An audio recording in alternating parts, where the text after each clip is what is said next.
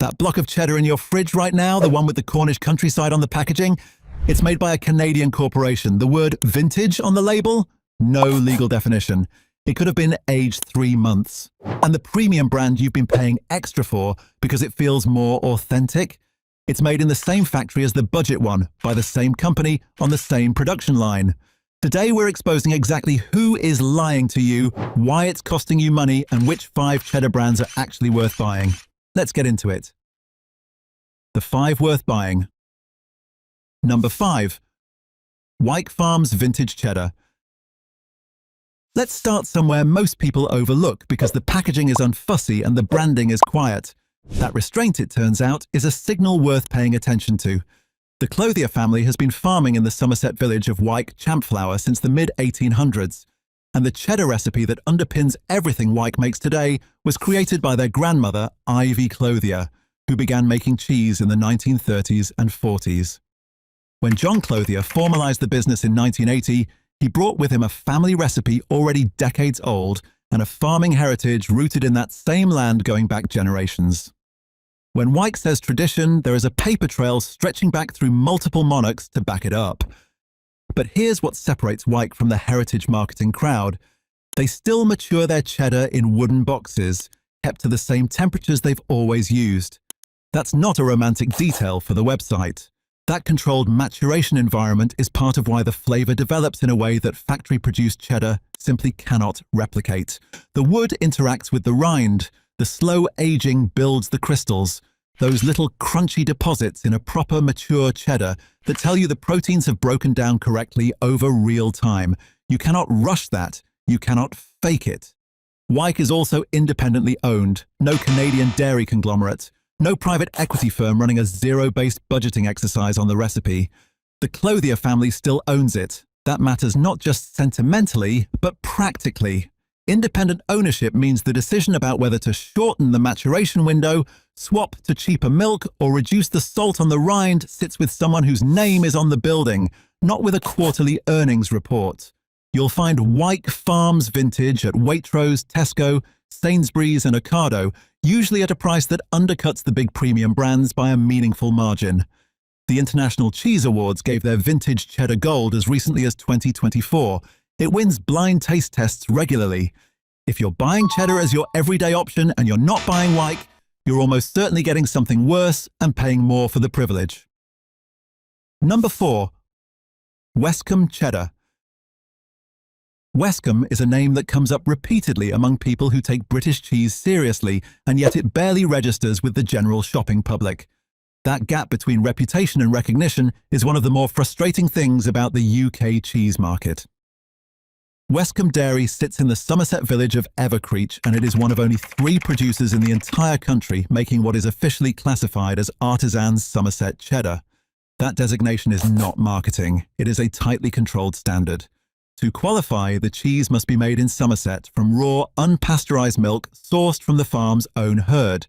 It must be made in open vats. It must use traditional pint starters rather than the powdered cultures most commercial producers have quietly switched to.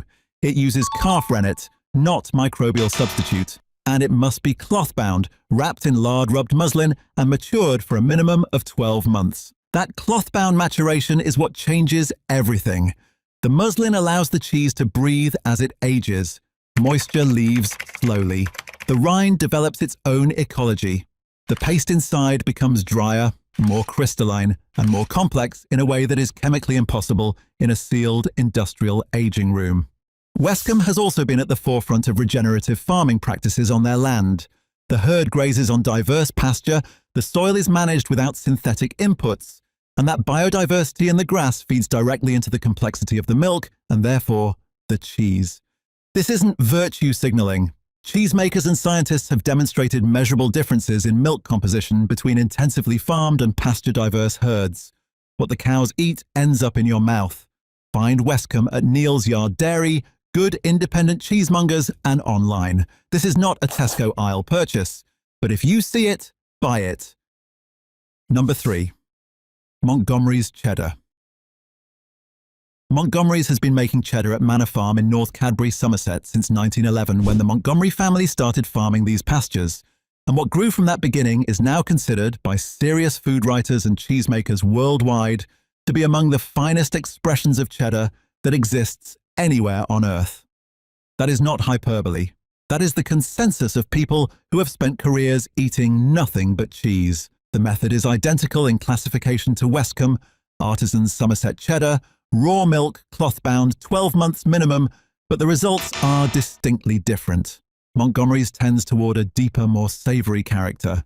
Tasters often describe it as having complexity that unfolds slowly, the initial hit of acid and salt, then a long finish that can be almost meaty, almost nutty, in a way that changes depending on which wheel you open and which season the milk was taken. That variation is not a flaw. That is what real food tastes like. Industrial cheddar is engineered for consistency because consistency is what supermarket buyers demand. Montgomery's is consistent in quality but not in character, because character comes from living things. Cows, pasture, seasons, bacteria, and living things don't do identical. Montgomery's is available from Neal's Yard Dairy, Paxton and Whitfield, good regional cheesemongers, and online. It costs more.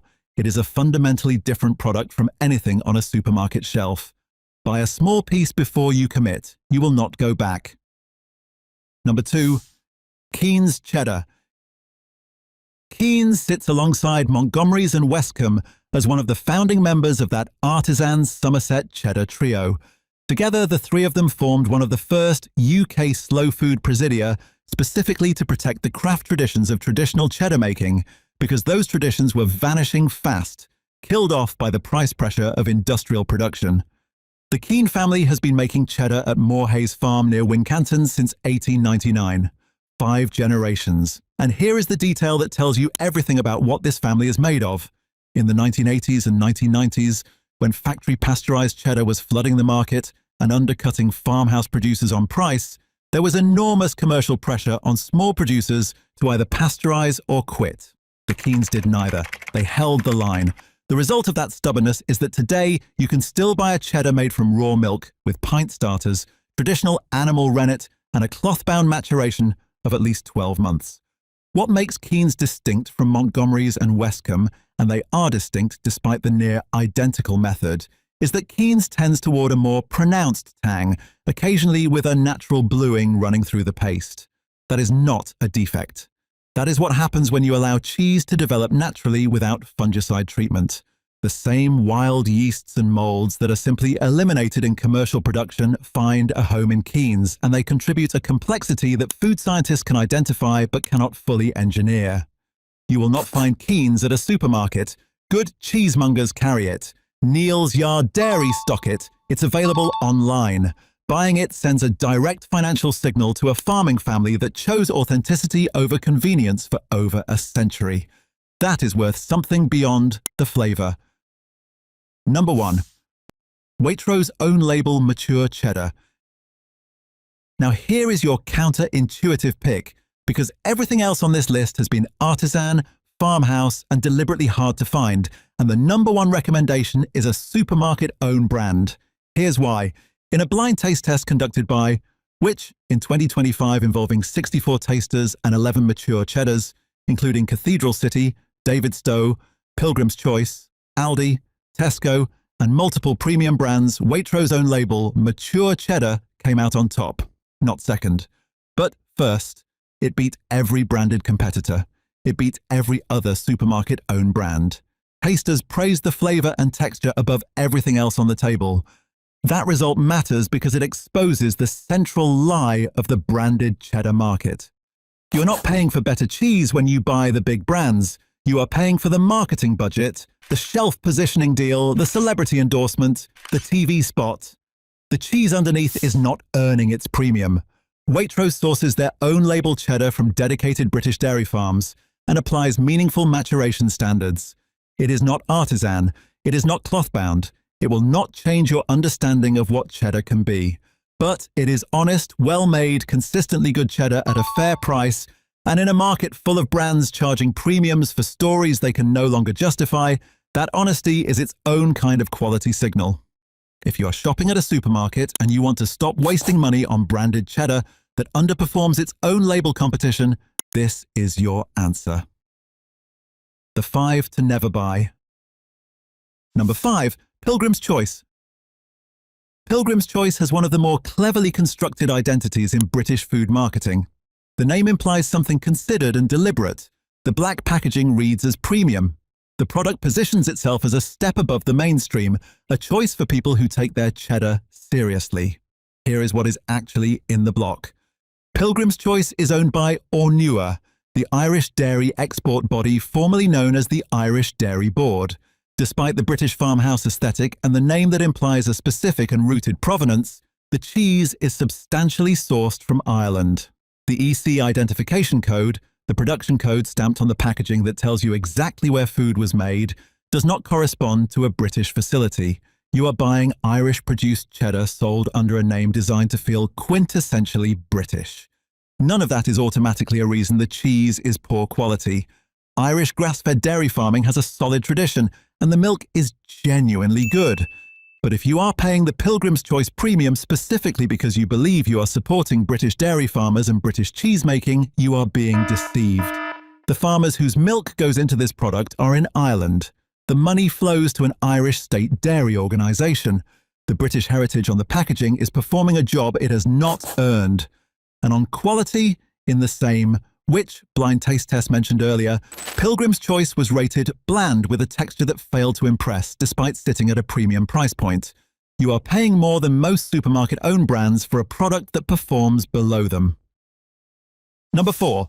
Cathedral City. Cathedral City is the best-selling cheddar brand in the UK. Annual retail sales exceeded £286 million in 2024. It calls itself the nation's favourite, and by volume that claim is accurate. The marketing wraps itself in Cornish pastoralism, British farms, and a brand name built around one of England's great cathedral cities.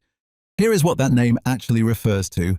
Cathedral City was originally created by Mendip Foods, based in Wells, Somerset, a genuine cathedral city in the genuine heart of English cheddar country.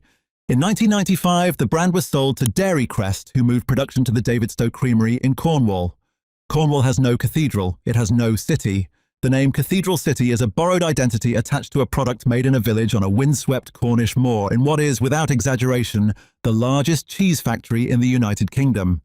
In 2019, Dairy Crest was acquired by Saputo Inc., a Canadian dairy conglomerate, for approximately £975 million. Cathedral City is now a Canadian-owned brand, produced in an industrial-scale factory named after a Somerset city that has had nothing to do with its production for over 30 years. And when Saputo completed that takeover, they terminated the contracts of more than a dozen small dairy farms in Cornwall and Devon, who had been supplying milk to the Davidstow Creamery for years. The local farming community that gave the Cathedral City provenance story any real substance was quietly cut loose by the same entity that continues to trade on that story every single day. In the Which blind taste test, Cathedral City scored 71%. Respectable, but not enough to win, and not enough to justify its market dominance. You are paying brand tax. Stop paying it. Number 3. Davidstow Mature Cheddar. If Cathedral City is the polished brand with the borrowed name, Davidstow is the supposedly more authentic alternative sitting right next to it on the shelf. It's positioned to appeal to consumers who feel Cathedral City is too commercial, too mass market, people who want something that feels more grounded, more Cornish, more real. Here is the thing you need to know. Davidstow Mature Cheddar is also owned by Saputo Dairy UK. It is also made at the Davidstow Creamery in Cornwall.